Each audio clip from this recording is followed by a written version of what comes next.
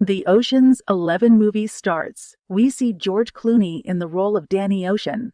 In the very first scene, he was released from jail and meets his partner in crime, Rusty Ryan. The role of Rusty is being performed by Brad Pitt, whereas Danny was released from prison under one condition, that he won't leave his city. But he violates the rule. In the next scene, we see Danny and Rusty go to Las Vegas from California. Here they meet their old partner, Ruben. Here they explain to Ruben about their plan of robbery.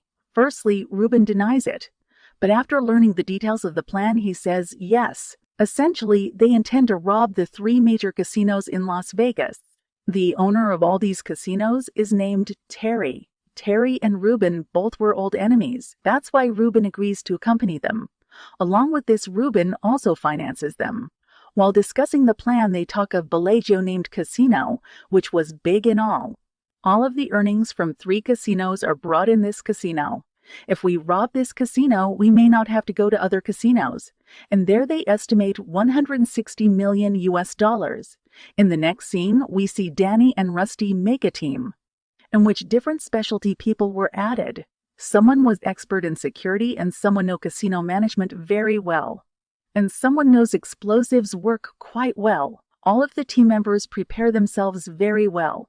They keep an eye that how much security was there at Bellagio Casino, how many people were there, who visits there, and when the stock is shifted, and many other activities.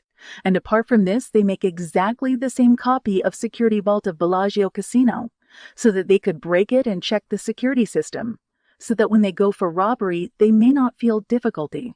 Here, Terry comes to know that his ex-wife, who was divorced, is current girlfriend of Danny Ocean.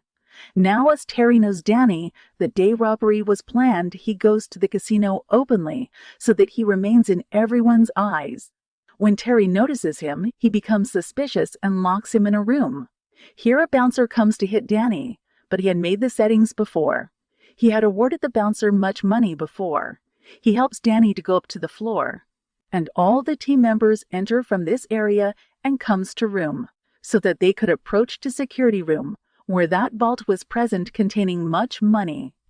Now they have reached the vault room, where the sees it and the team starts working.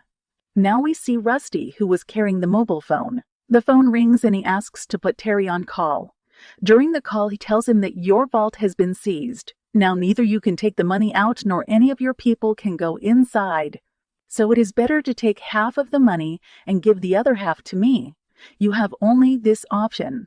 When Terry sees his vault from the camera, he sees the room in very bad condition.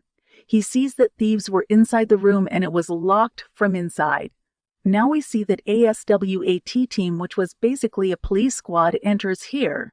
Exchange of firing happens between the SWAT team and people inside the vault room. And here SWAT team run explosives. As the explosion happens, the money inside catches up the fire. After some time, SWAT team evacuates from there, taking the necessary items. Terry gets much worried and he sees the video footage again and again.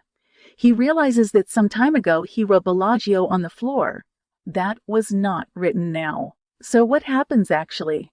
Actually, the security experts of the Danny team were showing him the fake image. That was basically of their training room. And here Danny and his team had dodged them completely. Now we see that the SWAT team was no other but Danny's team. And they don't pick their item from bags, rather the remaining amount of Terry. They all go in front of them and no one could judge that these bags were containing money or COAT team weapons. Now we see that Danny Ocean was locked in the same room with the bouncer where Terry had locked him. Terry was totally sure that Danny was behind all this, but Danny shows himself innocent and denies of any involvement in this robbery. Terry hands Danny Ocean over to police in anger, despite the fact that he lacked evidence that Danny had broken the rule that we were aware of at the start of the film, that he was not allowed to leave California, but no, he has come to Las Vegas. Now we see Danny's team as they planned to Las Vegas. Now we see Danny's team as they planned to distribute the money equally.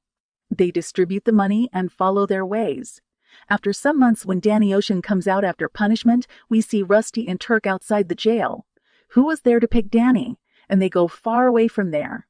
But Terry was still suspicious about this, and we see Terry's people were following them. Terry never forgot anything, and he knew Danny was the mastermind behind